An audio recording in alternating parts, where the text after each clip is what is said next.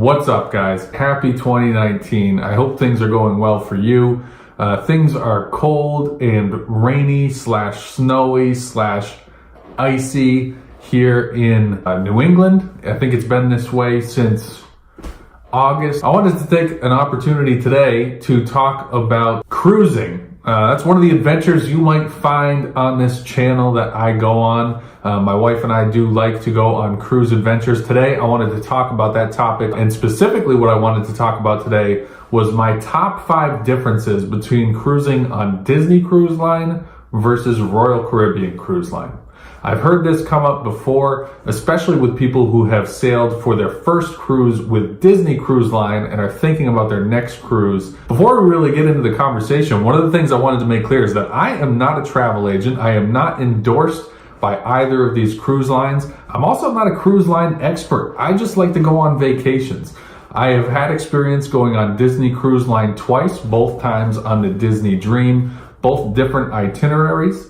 I've also cruised with Royal Caribbean on the Allure of the Seas, which is an Oasis class ship. It is not their newest Oasis class ship, the Symphony of the Seas, but it is an Oasis class ship. I have not been on other ships in Royal Caribbean's fleet, although I do have one booked for the future. So I can't really speak to the experiences on ships across the Royal Caribbean fleet. I also wanted to mention that the first cruise I ever went on was only a couple of years ago. That cruise actually happened just as Hurricane Matthew was coming up through the Bahamas and coming towards Florida. So I think it's our experience with Disney Cruise Line during that specific time was unique. And we did go on another cruise with Disney Cruise as well. So I wanted to give you a little bit of perspective about my experience and my history with both of these cruise lines before I try and tell you what my opinion is. So with that said, here are 5 differences between Royal Caribbean versus Disney Cruise Line. The first thing that I think is important when you talk about going on a cruise vacation is the embarkation process. How do you get from your Uber or your taxi or your car onto the cruise ship to start your vacation? Now that might sound simple, but anybody who's been on a cruise knows that that can either be a great experience or it can be a headache. It varies a lot. Now in terms of Disney Cruise Line, you have to remember that when you are going on a Disney ship, you are on a Disney vacation. So part of the embarkation process is going to include photo opportunities with Disney characters. There's going to be different Disney things happening around you. There's also going to be more younger children. Their embarkation process is not nearly as streamlined as the embarkation process at the new terminal in Miami for Royal Caribbean. That's because Royal Caribbean just built this terminal. They took the time to really use technology to streamline the process of getting you onto the ship. They allow you to take your own selfies and use them as the photos that will identify you throughout the duration of the cruise. The screening process for your carry-on luggage or anything that you've got with you is very streamlined. Between getting from the front door of the terminal up to the waiting area to go onto the gangway and onto the ship was very, very smooth. It took maybe 5 minutes.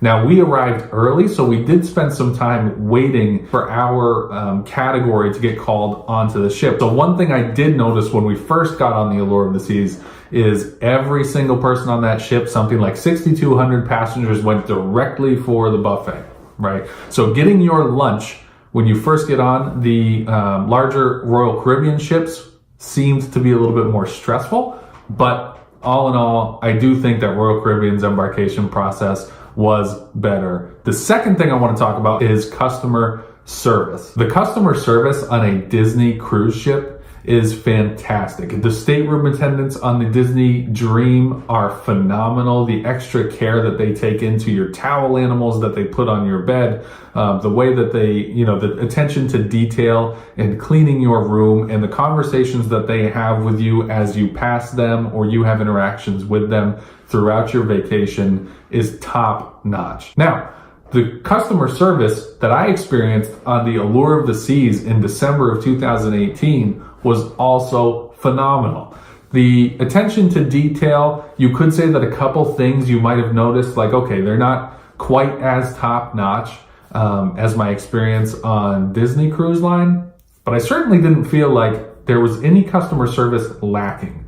Anything I needed or wanted, anything that could have come up during that vacation was no problem. We did not eat in the main dining rooms. We chose to go with the ultimate dining plan, so we ate in all their specialty restaurants. The wait staff in those restaurants was great. The next thing you're probably thinking about when you're choosing who you're going to cruise with next is dining. This one is a difficult call. I will tell you that on the Disney cruise ship, they have their rotational dining room through the 3 main dining rooms on the Disney Dream. One of those dining rooms being the Animator's Palette with the interactive Disney characters throughout the meal. You know, the lighting changes in the room. It's a phenomenal meal. The food's great. The service is great. In addition to the main dining on the Disney Dream, you also have the 2 specialty restaurants, Palo and Remy. Remy was a little bit too expensive for us when we went, so we chose to go with Palo. That experience was amazing. But the dining experience on the Allure of the Seas, or probably any Oasis class Royal Caribbean ship, is virtually impossible to beat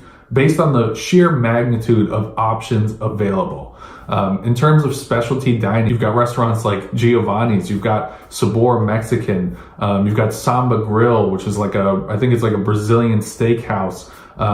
They've got Chops Grill, you've got 150 Central Park, you've got the Chef's Table, there's a tapas restaurant, there's fantastic food. If you're worried that what you are going to experience on your next vacation, if you started on Disney Cruise Line and you're thinking, I really just don't know if I can risk it because the food was so good here, and you're a foodie, don't worry about it. You're gonna have great food on a Royal Caribbean ship if that's the choice you make. The next thing that's important to consider for people like myself and my wife who go on these adventures, these vacations, just the 2 of us, is things to do on the ship and entertainment. If you are a Disney fan and you want to see the Disney princesses and the Disney characters, and you can't live without that, if that is your focus, you have to go on a Disney ship. You're not going to experience that anywhere else other than a Disney park. So you have to go on the Disney ship. They did have great shows on the Disney Dream as well. The productions that they had in the theater were fantastic. They also have lots of options like a mixology class, beer tastings, wine tastings, martini making classes. They have a champagne tasting. They have all sorts of different classes. They have trivia, they have games, they have comedy nights sometimes. However, for a younger couple, if you are in any way active, if you like to be doing new stuff, going on adventures while you're on your vacation, I have to say that the experience on the Allure of the Seas was far above the experience on the Disney Dream in terms of activities to do on the ship. You've got zip lining, you've got the flow rider. There's a lot more to do in terms of just sheer activity on a Royal Caribbean ship. It's also a much larger ship, so just the amount of things to see, like the Central Park area, the promenade, the aqua theater, the skating, the ice skating rink down on deck 3 or deck 4 in Studio B, the casino. There's just so much to do on a Royal Caribbean ship that for that reason, if I was in the mood to go on a real adventure and do stuff, my recommendation would be to go on a Royal Caribbean cruise versus the Disney Dream. Last but not least, price and value. Now, if you're considering a Disney cruise, you're probably willing to pay a couple of dollars for your vacation. I recently looked up a couple of similar itineraries between Royal Caribbean and Disney Cruise Line, and there's a fairly large difference in the price tag, for the most part, between cruising with Disney and cruising with Royal Caribbean. On the cruise I looked at recently, the comparison between cruising in May of 2019 on the Disney Dream for a Bahamas itinerary versus on the Symphony of the Seas for a very similar itinerary was about $600 to $800 per person. So you're looking at somewhere in the vicinity of $1,200 to $1,600 more to go on a Disney cruise. Now, when I was on my first cruise, it was a Disney cruise, and I was skeptical about paying less for my next cruise vacation because on a cruise ship, safety is so important. Cleanliness is so important. You're paying for service, so service is so important. The entertainment is so important. I was worried about paying less for a cruise and not getting as good of an experience and regretting it. I have to tell you, I did not regret our cruise on the Allure of the Seas whatsoever. They do have characters like the DreamWorks characters, so if that's the kind of thing you're into, that's on that ship as well. But the amount of stuff to do really made up for it. So if you're not really focused on the Disney brand or the Disney characters or the Disney, just the Disney umbrella when you go on your cruise vacation, I think a Royal Caribbean cruise is absolutely worth considering. So those are my 5 differences between cruising with Disney Cruise Line and Royal Caribbean. Hopefully some of that information helps you in making your decision, if that's the decision you're making, and maybe calms your nerves a little bit about sailing with a different cruise line. If your first cruise line was with Disney Cruise, don't worry about it. You're going to have a great time no matter what you choose. I appreciate you guys listening to this. Not everything we talk about on this channel is going to be cruise related. That is a recent adventure that my wife and I went on. This channel is all about adventures, whether those adventures are DIY home renovations, taking the bike out for a nice trip through New England, going on a cruise, going traveling, experiencing New England. You will find it here on this channel. Hit the subscribe button, hit the bell notification, give it a like, find me on Instagram, find me on Twitter. I'm looking forward to getting to know all of you, and I am just excited about this vlogging experiment, and I'll talk to you soon.